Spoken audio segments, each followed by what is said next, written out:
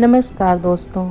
आइए autobiography of योगी यानी योगी कथामृत के क्रम को हम आगे बढ़ाते हैं। इसके पहले वाले क्रम में हम लोगों ने बाघ स्वामी के बारे में जाना था, तो उसी को जहाँ पे मैं छोड़ी थी कि योगानंद जी बाघ स्वामी से कुछ प्रश्न करते हैं, तो फिर बाघ स्वामी उनको क्या जवाब देते हैं, इसी को चलिए आगे करते हैं कंटिन्यू। योगानंद जी पूछते हैं बाघ स्वामी से कि स्वामी जी, क्या आप हमें बताएंगे कि आप हिंसक बाघों को वश में करते करते हिंसक वासनाओं को वश में कैसे करने लग गए। बाघ स्वामी मौन हो गए। अतीत के दृश्यों को निहारने का प्रयास करती उनकी दृष्टि सुदूर कहीं लग गई। मैंने भाप लिया कि उनके मन में मेरे अनुरोध को स्वीकार करें या न करें, इस पर थोड़ी उथल पुथल चल रही थी। अंत में मन ही मन स्वीकार करके वे मुस्कुरा उठे। जब मेरी कीर्ति चरम बिंदु पर पहुंच गई, तब मुझे गर्व का नशा चढ़ गया। मैंने तय किया कि मैं न केवल बाघों से लड़ूंगा, बल्कि लोगों के सामने उनसे विविध कर्तव्य भी करवाऊंगा। मेरी महत्वाकांक्षा ही यह बन गई कि मैं हिंसक पशुओं को पालतू जानवरों की तरह बर्ताव करने पर विवश कर दूंगा। मैं सार्वजनिक रूप से अपने कर्तव्य दिखाने लगा और उसमें मिलने वाली सफलता से मुझे खुशी भी होने लगी। एक दिन शाम को मेरे पिताजी अत्यंत चिंतातुर मन स्थिति में मेरे कमरे में आए। बेटा, मैं तुम्हें सावधान करने आया हूँ। कर्म की चलती चक्की से उत्पन्न होकर आने वाले अमंगलों से मैं तुम्हें बचाना चाहता हूँ। क्या आप भाग्यवादी हैं पिताजी? अंधविश्वास से क्या मेरी गतिविधियों के शक्तिशाली प्रवाह को अवरुद्ध होने देना चाहिए?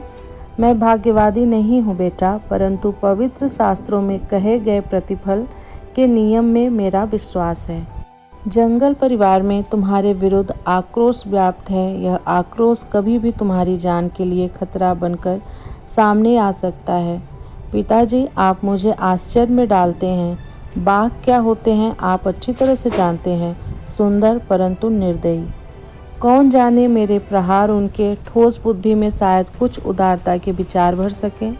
उन्हें सभ्य शिष्टाचार सिखाने के लिए ही मैं जंगल विद्यालय का प्रधानाध्यापक बना हूँ। पिताजी, कृपया आप मुझे बाघों को पालने वाला बाघ पालक माने, बाघ हत्यारा नहीं। मेरे ये सत्कर्म मेरा अनिष्ट कैसे कर सकते हैं? मैं आपसे प्रार्थना करता हूँ कि आप मुझे अपने जीवन का मार्ग बदलने की आज्ञा न दें। चंडी और मैं ध्यानपूर्वक सुन रहे थे और अतीत के इस धर्म संकट को समझ रहे थे। भारत में कोई संतान अपने माता पिता की इच्छाओं का अनादर नहीं करता। बाघ स्वामी आगे कहते गए। निर्विकार मौन में पिताजी ने मेरा स्पष्टीकरण सुना। तदुपरांत उन्होंने गंभीरतापूर्वक एक रहस्य उद्घाटन बताया। बेटा, तुम मुझे एक संत की अमंगल सूचक भविष्यवाणी दोहराने पर विवश कर रहे हो।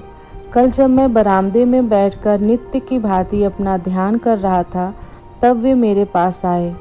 मित्रवर, मैं आपके युद्ध प्रिय बेटे के लिए एक संदेश लेकर आया हूँ। उससे कहिए कि वह अपनी बर्बर गतिविधियाँ बंद कर दे, अन्यथा बाघ के साथ उसकी अगली लड़ाई में उसे अनेक दुसाध्य घाव होंगे, जिससे 6 महीनों तक वह मरणासन अवस्था में पड़ा रहेगा। तब वह अपना पुराना मार्ग छोड़कर सन्यासी बन जाएगा।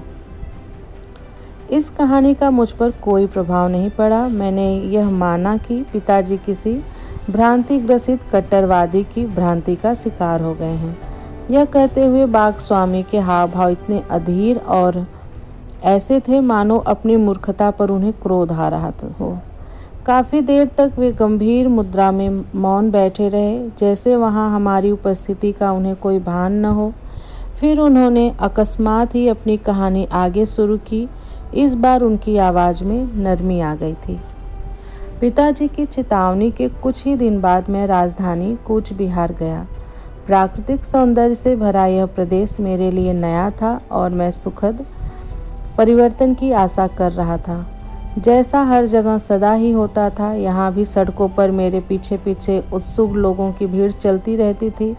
उनकी फुसफुसाहट के कुछ अंश कभी कभी मुझे सुनाई पड़ते थे, जैसे कि यह वही आदमी है जो जंगली बाघों के साथ लड़ता है उसके वे पैर हैं या पेड़ के तने, उसका चेहरा तो देखो, वह स्वयं बाघों के राजा का अवतार मालूम होता है।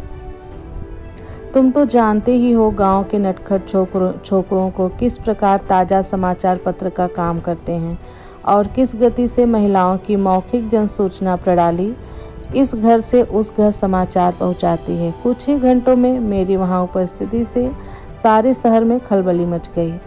संध्या के समय मैं चुपचाप आराम कर रहा था कि घोड़ों की टापों की ध्वनि सुनाई दी। मैं जिस घर में रुका था उसी के सामने आकर वह ध्वनि रुक गई। लंबे कद के पगड़ीधारी पुलिस सिपाहियों का एक दल अंदर घुस आया।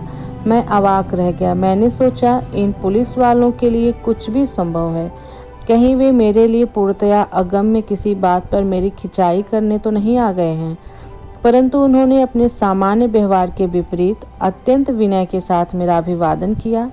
आदरणीय महोदय, कूच बिहार के युवराज की ओर से आपका स्वागत करने के लिए हमें भेजा गया है। उन्होंने कल प्रातःकाल आपको अपने राजप्रासाद में पधारने का आमंत्रण भेजा है।